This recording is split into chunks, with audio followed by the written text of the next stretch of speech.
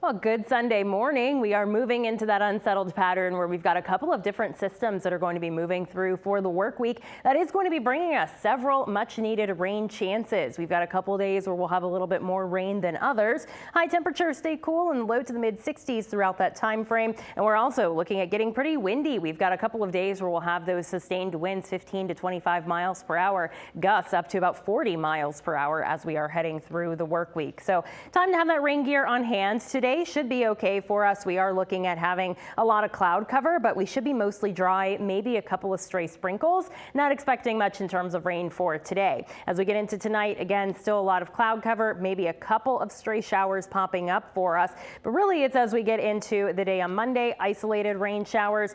Grab that rain gear as you're headed out the door. Probably won't be seeing much for rain in the morning hours, but as you're headed home from work around 5 p.m., that's when we start to see these scattered light rain showers moving in. That becomes more widespread in the overnight hours. So Tuesday is looking pretty soggy. We're going to be having widespread rain throughout the entire day on Tuesday. Some pockets of heavier downpours, maybe a couple of rumbles of thunder even. And it gets very windy, so it's really not going to be pleasant out there. We'll have that wind blowing that rain around. We're talking about having sustained northeasterly winds of about 20 to 25 miles per hour. Those gusts up to 40 miles per hour. That will bring us trouble in terms of tidal flooding as we get into your Tuesday afternoon. Eventually, as we get into Tuesday night, that rain is going to be the widespread rain pushing out. We'll see more isolated activity as we head throughout the day on Wednesday, and then back to scattered rain shower activity as we head throughout the day on Thursday. By Friday, your Halloween looks like it will be drier. Just a couple of stray showers is all that we are expecting with that.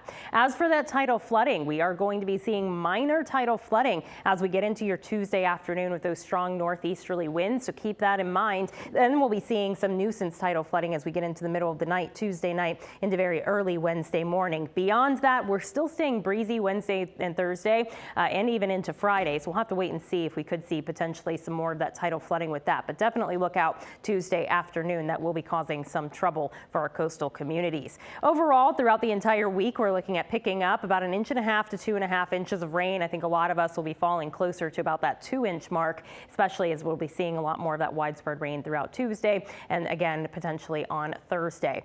In the Caribbean, we do have what is now Hurricane Melissa. I mentioned yesterday that it would be rapidly intensifying in its strength. It was a tropical storm 24 hours ago. Now it is a major Category 4 hurricane.